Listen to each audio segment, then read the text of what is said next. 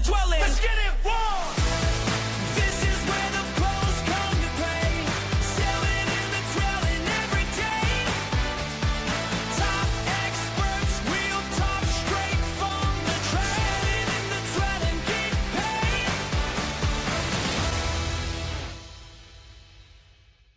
Hello, everyone, and welcome back to another episode of Selling in the Dwelling. I'm your host, Alan Langer, and I'm pretty excited today as we kick off, I don't know, episode 5, 6. I'm not sure where it is. I'm losing count, but I'm having a ball doing this.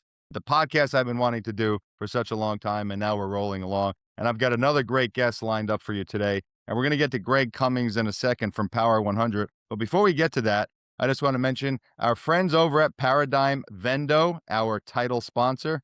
They are awesome. If you need a one-stop shop in the house from a software standpoint, check out paradigmvendo.com/dwelling, and we'll have more of that later in the show. So as we get going today, I've spoken to a couple of CEOs now. You've heard from a LinkedIn expert, and now you're going to hear from a gentleman who's kind of an expert in all of it. And it's Greg Cummings. He's the CEO of Power 100, which is a national platform focused on recognizing and elevating top leaders in the home improvement industry. It's not just about the contractor, it's about the companies that work within the industry as well that elevate the industry. And that's what I think what Greg does is so cool. So Greg Cummings, thanks for joining me on Selling in the Dwelling. How are you? Alan, I'm pumped to be here, brother. Let's dance. Let's do it, right? So Power 100, I think you and I met a couple years ago. We've chatted a few times. You've interviewed, I think what I saw somewhere, over 1,200 people in the home improvement industry. Tell me what you're getting out of that, and actually, why are you doing what you're doing? Like, what is Power 100 to the people who are listening? Yeah, well, look, all we do is we sort out the best companies, the best leaders, so they can train, motivate, and essentially raise the tide for the entire industry. We believe that great companies have great leaders without exception. And so that's where our ranking system starts. It is a 5-layer proprietary ranking system that aligns the intangibles based off of triangular algorithms and a whole bunch of other cool stuff. And we're getting ready actually to potentially open up and make our ranking system completely public so anybody can go see where it is. We currently have over 364,000 contractors in our ranking system right now. 22,000 of them are ranked and 300 of them are published. It's not a pay to play. Nobody has applied. Nobody has paid. Everybody asks me, Greg, how do you make money? And I'll say it now because it's always the question. Once you make the list, you can unlock us to go tell your story. So we publish you. Every single person on the list gets 1 earned media spot a year. If you want anything more than that, and you want us to tell your story, your why a little bit more emphatically, this way the world, the internet, and your people understand why you're doing everything you're doing, then that's where we would come into play. Wow, that's awesome. So it's sort of like a JD Power, but just for the in-home service industry. Is that a good correlation, or maybe I'm off base with that? Yeah, no, that's good. With the exception that, we've created it within the industry. I had a home Yeah. improvement business that we built and grew from under $1 million to over 10 million in 3 years. Then I parted ways from it, decided to do Power 100 full time because of everything I saw, Alan. It's like, all I wanted when we were in the home was to have somebody come over my shoulder that is an unbiased third-party platform that says, Greg is going to take care of you. Even though you see these flashy signs, all these big companies have money to burn when it comes to advertising and leads because their game is just lead, put more on than what we did last month and everything's going to be okay. Right. And the problem that we see is that is not sustainable, right? This industry is not that predictable. We're going to have ebbs and flows, ups and downs, and the best leaders navigate those with precision. So we can get more into that in a little bit if you like. I'll let you take this any direction you want, brother. No, well, you're bringing up an amazing point because I follow a lot of trends. I look at a lot of studies and surveys, and the one thing I've been seeing, and I mentioned this on a previous podcast, is how sales is changing from a consumer standpoint. And you mentioned the consumer wants someone to tap them on the shoulder with a little help. Can you recommend someone that I can trust rather than me looking at all these flashy ads? And you're putting yourselves in that position to say, hey, we can help you because they're part of our ranking system. But consumers now are doing so much research before they even contact a company. The one stat I keep going back to that's eye-opening is 68% of consumers are now making their buying decision based on the experience over a better product. So people are saying, you might have the best product, but if you give me a crappy experience, I'm not buying it. What you do in helping them giving that information, I think is really valuable. Yeah, and that's been as old as time, right? Look back to Apple, it was the coolest thing. Apple's never put out a finished product, right? They Yep. they finish it while it's in the hands of their consumers. So when you really take a look at what's happening is the consumer is not only becoming more educated, it's changing. So I talk to a lot of companies that are flat or begging to be flat. All right? They're nervous. These people are still fishing for leads in the same ponds that they've been fishing in for the last 10 years. Think about the problem there because the internet over here was made for the people that had the money that were trying to sell. So it was a press, if you will, onto the consumer. The internet is, right? With paid Right. ads and all that fun stuff. SEO. I mean, if you had a lot of money, you could be an SEO, right? If you just Right. did your job really, really well and took care of everybody, SEO wasn't your best friend. However, the times are shifting. AI was built for the consumer to allow to see truth in the marketplace. So now when you go on AI, AI's job is to recommend, it's just like your social media feeds. So it's the same algorithm that AI is operating off of, the same concept, anyways. If you go on Facebook, Instagram, YouTube, and your news feed hits you with information that that you don't want to see, then you're going to bounce off of it. So the algorithm of the social platforms job is to make sure it's giving you relevant content that you like, that you want to consume, that keeps you there for an extended period of time, ultimately making their company more valuable. The same thing is happening with AI. AI search is taking over the world at the fastest rate of any technology. 7 out of 10 search results are using the AI function or being on the AI platform itself. And Mm. so what that means is AI is actually reading and sifting through all of the veneers of, the big boxes and things like that. So when AI is recommending a company to use windows, doors, roofs, siding, pools, decks, docks, fencing, whatever you're trying to do in your home, it is actually going to take a different path. So AI is made for the consumer. And I am not seeing enough companies investing in their AI findability Mm. that they should be. You're spending millions of dollars over here on SEO when that place is drying up. I Wow. We are predicting our analysis by the end of next year, you're going to see this dynamic shift, a complete 180. 70 to 80% of your deals will come from AI findability in one of two ways. The first way is what is the best window company near me, right? But the secondary part is called, we've actually made this term up, the affirmation search. So, Alan, you come I out to like my that. house, right? And this is what's going to be happening, especially in the next 24 months. You come out to my house. I wasn't expecting to like you so much, Alan. You showed up. You had a great solution. I'm looking at my wife like, honey, this guy's awesome. He's going to take care of us. We just weren't ready to write the check today, right? We didn't have our pen and our checkbook or our Right. credit card on the desk ready for Alan to take, $50,000 today.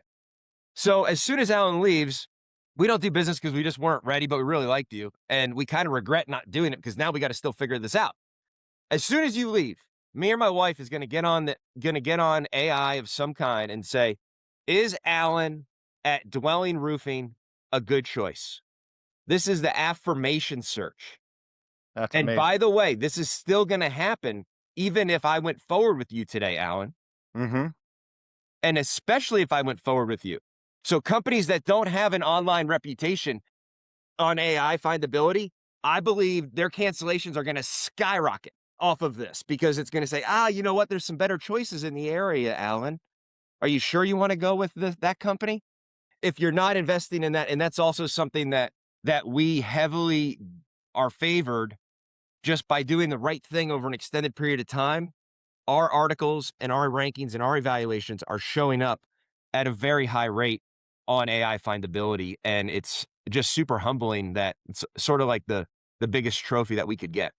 Yeah, I mean, you just brought up a whole Pandora's box here that I want to dive into a little bit because, first of all, you said some really great terms, AI findability. I've never heard that before. And then obviously the affirmation search, it's so interesting that you mentioned that. I'm going to get to findability back in a second, but I did a post on LinkedIn a couple of weeks ago about how the search world is changing. What are consumers searching for when they need a home improvement project? And it used to be roofers near me. window companies near me. And what I saw in my research, what's becoming more popular now is how much are roofs near me? How much are windows? And then they go to the referrals, and then they do 2 or 3 Huh. searches. But at the end, they do the affirmation even after they buy. That's such a great point. And contractors don't think about that. They think, oh, the check is signed. We're done. We're good. You're so right that they need to realize that people are still searching even after the appointment's over. So great point. I know what AI findability means, but if I'm a contractor, how do I become more findable in AI? Is there something I can do? You can do really great business first. You can invest, and this is the commonalities amongst the leaders, the great companies that we see across the nation, okay? They are dedicated to their customer experience by way of their culture. They have leadership development programs that challenge and push their best employees to be better. And then that trickle down effect makes their customer experience fantastic. That is the focus there. Once you have that, then you can open your doors to the world, be a transparent company. I've said this a couple times on a couple of my shows. If you're a company out there, I want to challenge you to change the tone and tonality of your company from a company to a network. A network benefits everybody, a company benefits a couple. Hmm. So if you change the idea that your company is a network, anybody that enters into it, you're going to better them. You need to do more than just the products and services that are rendered. You need to do more than just pay your employees to do their job. And if you're not doing that in today's world, in this ever-changing environment, you're going to fall behind so fast it's going to hurt. We also predict a large amount of companies will be going out of business in the next 12 months. And the hot spot for that is going to be from about 9 million to about 30 million. That Really? is the danger hotspot right now. So what we're going to see is this high rate of adoption of this economic and personal shift, whether it's an employee, a homeowner, whatever it is, right? Leadership shift. People that don't adopt this are going to fall down to under that 7-10 million. And you can still do really good there, man. You can still Right. make a lot of money there. You can have a great life. You can be a community company. There's almost an advantage there. There's almost a safety net there. But you're also going to see people that adopt these things. They're going to launch. They're going to launch out of that 10 to 30 million, and they're going to be 100 million, 150 million. And then we also think in the next 4 years, we're going to see $1 billion independent, privately owned company because of this. So we're super excited about the future. But I think ultimately, at the end of the day, to answer your question, Alan, if you haven't already done the work, AI is going to expose you. If you have done the work, AI is going to bring you to the forefront. Now, it will help. There's a lot of things that we could share, with your viewers that will really help them be findable, and that's partnering with trusted third parties that will tell your Yeah. story. One of the biggest misconceptions is, I say, "Hey, Alan, take a selfie and say, hey, Selling in the Dwelling is the best podcast in the world." And I send it to you and you put it on your site. That's not a third person Right. testimonial. That's still first person. It's Right. Right. manipulable and it's not authentic, right? If it's on yours. I mean, it might be, but Right. the But internet it could be doesn't, fake. the Right. AI is not translating it that way. Hmm. So you have to be partnering with true, authentic third party platforms. If you happen to be ranked, named, or mentioned on our site, obviously we have a high level of authority in the space as well, just by luck, by doing the right thing repeatedly. So you mentioned you have a 5-layer ranking system. Can you share what that is? So up until today, we haven't dived into it layer by layer in the details, but I can share with you the outline. Okay, there's a Sure. couple non-starters to kick it off. Okay. After we have the non-starters, we have several triangular algorithms, and this is the leaders. Okay, this is not revenue based. We don't care about the revenue. If I take Michael Jordan from the 97 Bulls and I put him on the 98 Raptors, the 98 Raptors, even though they were a 10-win team that year, maybe, they're still going to be the favorites to win the championship because of that leader. Yeah. So we don't look at revenue as hard as, now revenue there is an element called growth that we look at. Hmm. Now, growth is responsible and revenue factors into it, but you also have to grow healthy. So if you think about this, we have non-starters. If you're private equity, franchise, or big box, you're automatically out. Not because we don't think, you're great people. There's a lot of awesome folks in that space. However, when you look at it from a liability perspective, as from the homeowner, the best choice for them is going to be a regionally strong company that's going to be there to support them when they need it. When they need it, the help is going to be 6 to 10 years from now, right? Right, It's right. not going to be tomorrow. And so the independently owned and operated companies, when their phone rings for a service or warranty, the best companies look at that as an opportunity to market and to follow through on what they say and get referrals, get introductions off the back of those opportunities, right? They don't roll their eyes and look at it as a cost. So private Yes. equity reports to a boardroom. Look, I've been in these boardrooms, guys. I understand how they work. Yeah. If you do not show profits over a period of time, whoever is running the company could lose their job. So if you're forced to run your company like that, ultimately the decisions you make can be influenced by the security of your future. Now, with that said, there's a lot of amazing guys running private equity and they're doing fantastic. Don't get me wrong. However, in our ranking system, that's one of our non-starters because 3 to 6, they're going to sell, flip, and then who knows what the Yeah, homeowner I is get going it. to No, be. it makes sense to me. Absolutely. But Alan, on the other side, people are like, oh, well, why do you do that? I go, on the other side, if they're too small or too new of a company, right, even though they're independently owned and operated, that's also a non-starter because of Hmm. the numbers and the statistics of success rates. Those guys are unlikely to be there in 6+ years, just like the big boxes in the same form or fashion that they are anyways. So we take a look at these regionally strong leaders and we break them down through triangular algorithms. If this and that, then this would most likely happen. Then we go in and we verify those validations. And pretty soon, hopefully by the end of the year, we're going to open up everything. So if you're a company out there that wants to know why you're not ranked, you can go on, find your company. You can chat with our concierge why you're not ranked. They'll tell you exactly why you're not ranked, exactly what you need to do. And Wow. ultimately, this is going to be kind of your cheat code for your AI findability as well. Yeah. That's terrific. That's such a cool thing. And I love that most of these rankings usually start with revenue. The top 500, it's usually just revenue based, and then there's some other criteria after that. But you're starting with the leader of the company. Now, Yeah. how do you actually factor in the non-contracting companies, the companies that help home improvement companies get better? Because they're part of your ranking. Like one of my sponsors coming up in the Ask Alan segment of the podcast is Destination Motivation. They're ranked up there with you guys for what they do, correct? How does that Yeah, work that's a its great way point, in? Alan. So we call them strategic partners. So Okay. kind of in line with what I said earlier on the contractor, if you're not doing more than what you're contracted to do, you're not a leading company. So when we look at our strategic partners, we want to serve the contractors the right way. So we take a look at everything that a contractor would need. If you've ever been there, you've ever been a Mhm. contractor and you've ever been running one of these companies, you are literally working from 6 a.m. to 8 p.m. almost every day of the week, right? Yes, you are. You don't have time to look up. And so never mind when you have a problem, that's just happens to be when your phone rings. Oh, you need leads? Yes, I need leads. We have no appointments tomorrow. You can get me 100 leads. Okay, just let's sign up. What can you do for me? Boom, and that's how it happens. When the fire gets so hot, an opportunity happens. That's when transactions tend to happen in our business.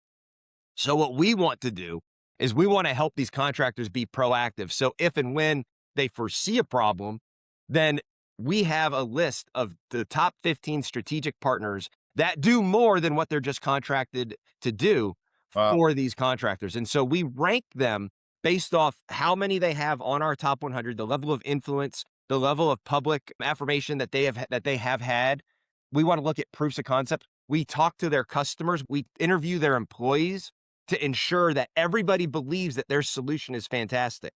So we're actually getting ready to roll out, how do you say twice a year program? Biannually? Biannually, yes. Is that I think every year, every other year, or is that twice a year? biannually is every other year, so I would guess I don't know.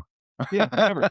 Let's Twice just a say year sounds good. let's say every 6 months. Every 6 So months. every 6 months, we're about to roll this out in Semantics the are summer. important. We're gonna be really cool. So we're gonna be polling the employees of all these companies to ensure that they fully believe that the solution is there. Again, we believe that it starts with the leadership, then it goes to the culture, then it goes to the client experience at the end of the day, right? Or the customer Absolutely. experience.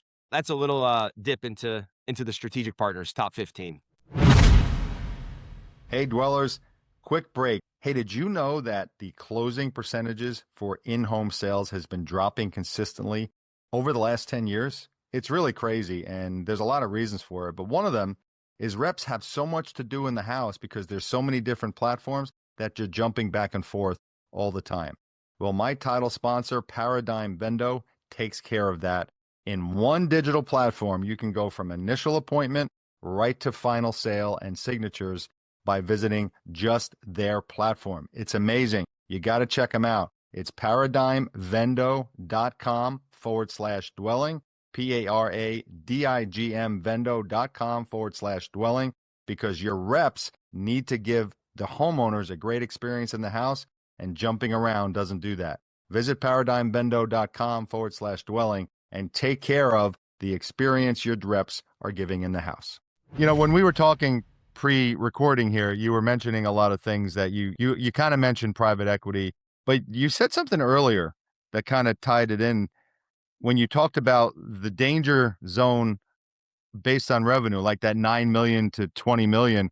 Why is that? That seems like, wow, that's a pretty successful company. Is that the company that's still kind of run by the one guy that's been doing it for 15 years and is working 15 hours a day? Is that usually where that company falls in? Like, why is that 9 to 29 to 30 the danger zone? What makes that? Tell me why you say that. Okay, so we take a look at leadership, identity, and legacy. Okay. Once you start becoming a legacy business, that's when the sky kind of opens up for you. Mm, Legacy, how we define legacy, is knowing your identity, knowing your systems, knowing your processes, knowing exactly where you're going and knowing exactly how you're going to do it. Okay. You take a look at the top of our charts, those guys have their legacy product, right? That they're going to be running with, that they're growing, that they're expanding. Now, when you're in your identity phase, which is let's just say 10 to 30 million, you're typically not satisfied, right? You typically mm, are still searching for it. You're really close. You have your identity, but you're not at your legacy stage. mm. And so in order for them to really find their legacy stage where they've put their stamp in the ground, and I bet you if we interviewed 100 companies that were between 10 and 30 million, not one of them would be like, yes, we're where we want to be, doing exactly what we want to do, exactly how we want to do it with the people we want to do it with. You've either one of two things. You're either grown with the team that was under 10 million, which you need to upgrade dramatically in order to get where you want to go to 50 Right. million and beyond, or you have just upgraded your team and now you're paying a fortune for your team. Your overhead is so high because you've upgraded your team. And if you don't get from, let's just say 25 million to 50 or 60 million, you're actually losing money. Losing money. Yeah, yeah, Does that absolutely. make sense? Makes a lot of sense. Makes So so much that sense. zone is kind of twofold. I've seen $30 million companies that are still operating with subordinates, basically, to the CEO. The Yep. CEO is still hiring guys that are guys and girls that are under him. But I've also seen a $15 million company where they've hired guys above them. So I'm the CEO of the company. I've hired a sales director, a marketing director, a construction director, and a canvassing director, all of that know more than me. So now Yes. my job as the CEO is to support all of these guys and gals to do their job at the highest level because they're gonna do it a lot better than me. I mean, and that's what makes a great leader. You look back at all the great leaders, and that's what they said. Steve Jobs said, "I don't hire people to tell them what to do. I hire people to tell me what to do and to tell us what to do in the company." So I'm going to ask you two quick questions. First of all, this is called selling in the dwelling, so I have to ask you this question. You've interviewed 1,200 people. You've talked to leaders. You've been in front of all these companies. In your opinion, what do you think makes a great sales rep? What are the attributes you would look for if you're trying to hire a new sales rep? In today's world, Yeah. I think the most important thing is when I look them in the eyes, they're believable over everything. If they got B Adderall eyes, I probably wouldn't hire them. Okay. If they're sweating profusely and they're nervous on the interview, then they're going to be nervous in the home or they're never going to be confident. Right. I used to do it this way when I was hiring my company or hiring sales reps for my business. It was a very simple question, Alan. I would look at them and I would say, would I invite them over to my house, let them sit on my couch next to my children? Wow. And if the answer was yes to that, then I would hire them. Ultimately, if you can present yourself that way, you're probably coachable, you're probably self-aware, you're probably you're probably motivated, right? To do Mhm. better. Now, the other side of it is I have this funny thing where people are like, oh, they're late, forget it. And I go, if they're late, send them over to me. I'll take them. Yeah. I'd rather a team of late guys than a team of people that are sitting there waiting for it. It's kind of a double-edged sword. You have to interview them and have a process, which I did. But like when somebody showed up real early and was sitting there waiting for the job, I don't know. It just didn't feel like they were a leader in the home. You've Really? seen That's interesting. Okay. you've seen a great sales rep in action, right? They're usually the guys that you're like scratching your head, like, what is going on? How did this happen? But it's because of their blind confidence, right? People are calling us to hire somebody to get it done because we're not going to do it ourselves. Right. And so, along with being able to look them in the eyes and trust them, will they take control of the project? I need you to take control of this project. I need you to give me the keys to this project so I can get it done for you. And Mhm. that's ultimately you'll teach them how to, run your sales process. You walk in, I have a very very strict sales process. When I was coaching, you'd walk in, we'd go straight to the point of pain. Hey, I'm here to help you take care of what you called us out. We'd have exactly why they called us out, exactly their name. Take me straight to that pain point of what actually got you to pick up your phone and call me today. Absolutely. Then That's what from I do. there, I would try to stay in that spot as long as possible. And I would try to establish some type of reason, right? Like why? What is this going to do? Purposeful rapport is important. Rapport about nothing is detrimental. So, Absolutely. rapport is getting them to open up and tell you something that they haven't told somebody else. That's how I define rapport. But Mhm. what makes a great sales rep and who I would hire is can I look them in the eyes? Do I trust them and believe them? And then at some point, are they going to take control of the meeting? I need them Love to it. take control. That's terrific. And what you said about would I have them sit on my couch next to my kids, that's pretty powerful right there. I talk about this all the time. I'm like, my mission is to save the world of sales one team at a time because sales has been broken for so many years and there's so many bad training out there. And sorry, sales managers that are listening, but a lot of you aren't very good. You got to get better. You got to get better at training. You got to get better in leadership. It's not just about the numbers. It's not about keeping your thumb on people's back of their necks. You got to be much more supportive in a sales leadership role. So that takes me to my second question, Greg. Shifting from salespeople, now you've seen, thousands of these. What, in your opinion, if you can answer this question in a succinct, like I know you can probably spend 2 hours on it, but what makes a great leader? I call it Santa Claus. It's ultimately culture. Yep. But this is the most elementary, and this is one of the things that everybody can relate to. I don't care what your faith is, or if you grew up with Santa or not. You understand the analogy, okay? Yeah. So if we were to go into a class of kindergartners and say around December 12th, let's say, and ask them, "Hey, are you excited for Santa?" A lot of the kids in there are gonna be like, "Yeah, look, let's just pretend it's a Christian private school that Right. only accepts people that believe in Christmas, okay? Let's just stick with the analogy for the purpose of an analogy. There's gonna be a gleam in their eye, right, Alan? There's gonna be this magic that is intangible. What I'm challenging these companies to do, these leaders, is you have to every single day protect and build around that culture. So why is Santa top of mind around Christmas and not, in March? It's because we take down the decorations, we take down the lights. The Christmas music isn't playing. Out of sight, out of mind, right? Mhm. So your company has to believe in something that they can't feel, taste, or touch. That's your culture. If I go in and I ask one of your employees, "Hey, why is your company culture so great?" and they can actually physically tell me why, then you don't have a true culture. You don't have a modern word, an aura around you, right?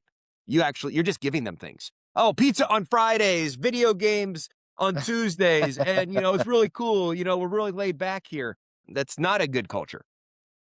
A good culture is everybody is dialed in together and they fully believe the leader of the company. It's a trickle down effect from the leader to the sales leader to the team in the home.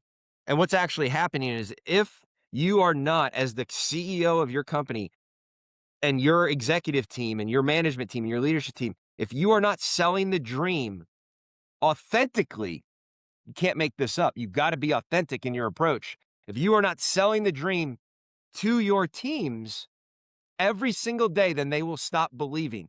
Just like people stop thinking about Santa in July. Well, Hmm. Christmas in July, it picks back up a little bit because why we put a focus on it.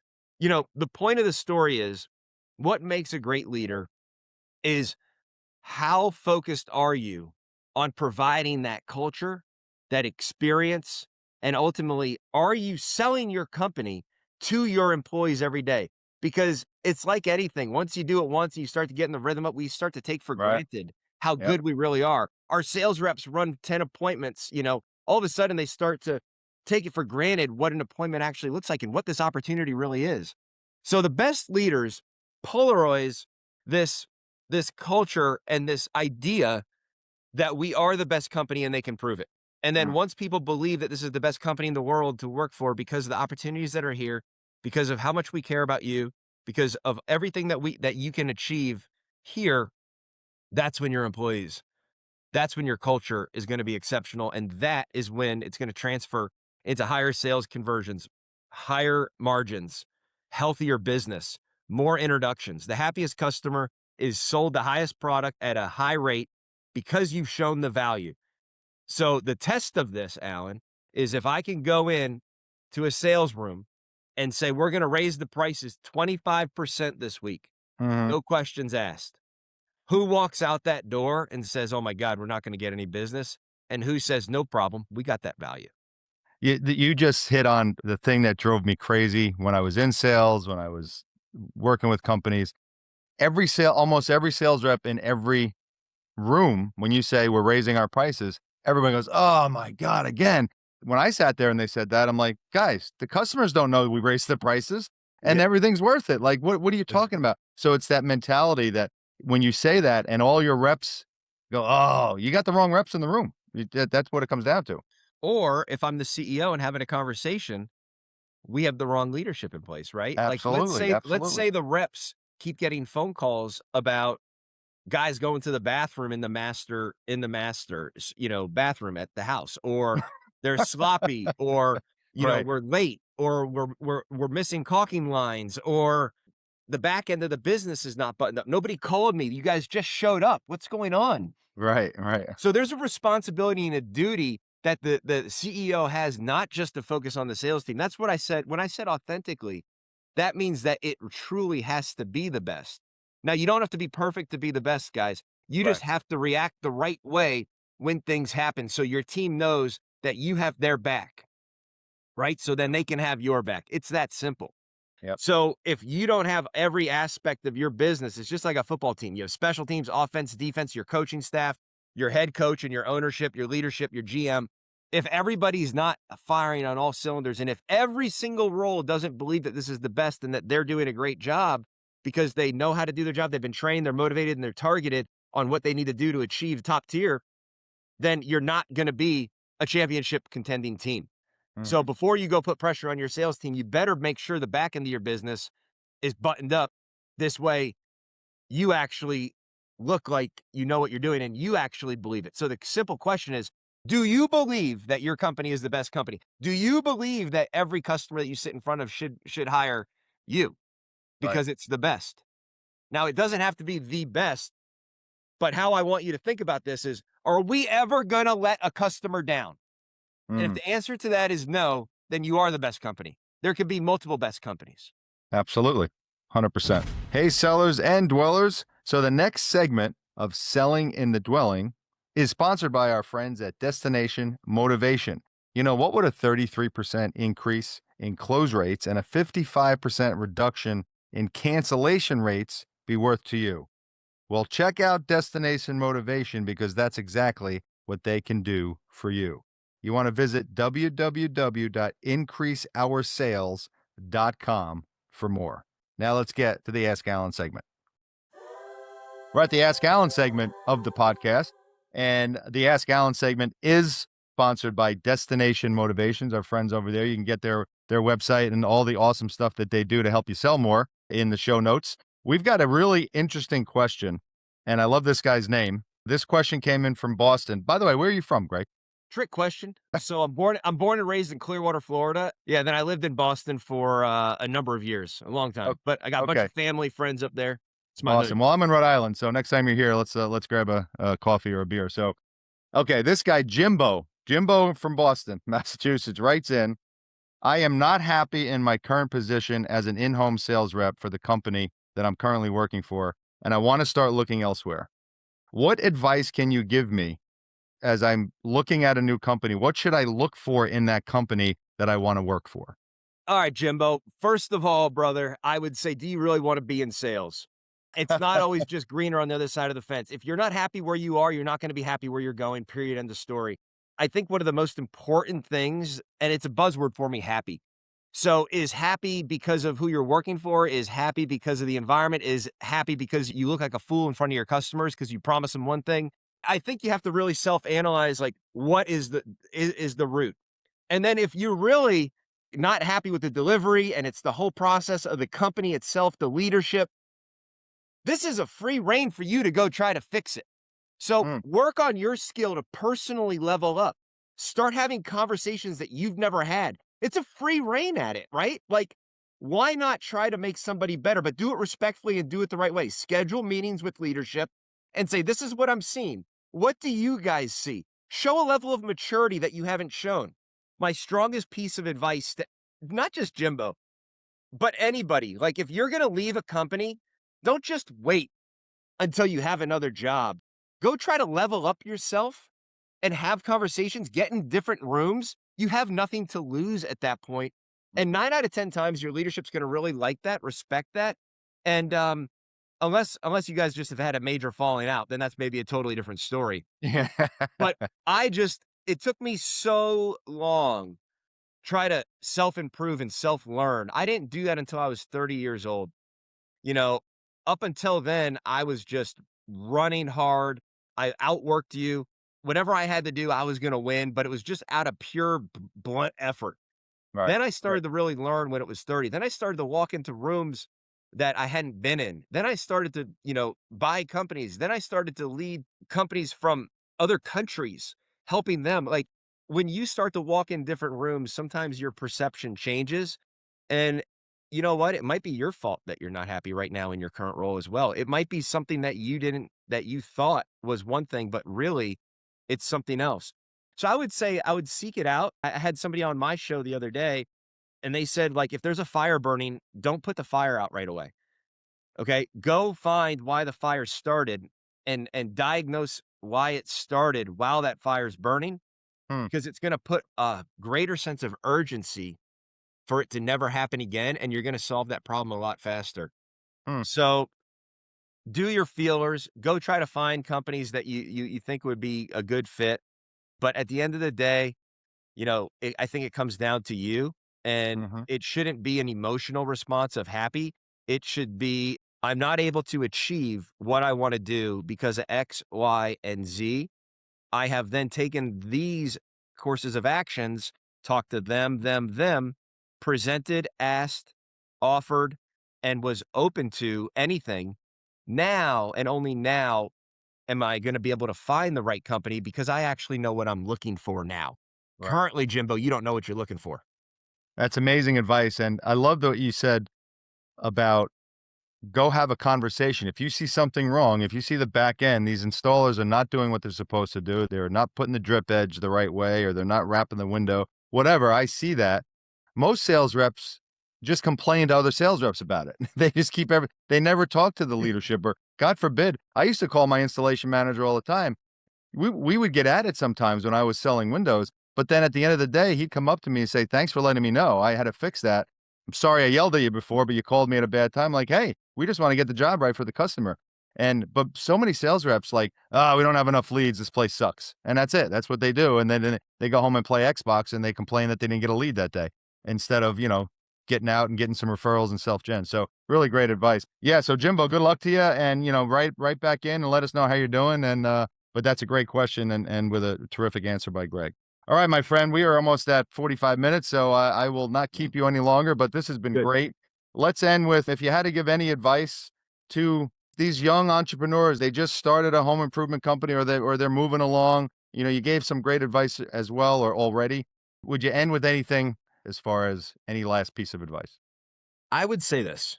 If you start a company or you got a smaller company, don't be in such a rush to get distracted by AI and all this technology. Get your people, get your process, get a reputation that is rock solid, and then slowly build your AI, because the number one thing that I'm seeing, and I didn't talk about this earlier. We could talk all day, Alan, 2 I days, know what 3 you mean. days. But like fractured tech stacks are really what's taking people down right now. Hmm. And so the trust bridges are being broken from an internal culture perspective because these fractured tech stacks that just testing everything, oh, bring this in, bring that in, shiny object syndrome, right? Is really sinking the trust and killing the culture. So what I would say is do what you know really well, hire people that compliment you in a way that you can't do. Take care of your employees and let your employees take care of your customers. And then find a way to close that circle. And then once you do that, then you're able to really branch out, attend some events, get a circle around you of people that are bigger than you, that have done this before.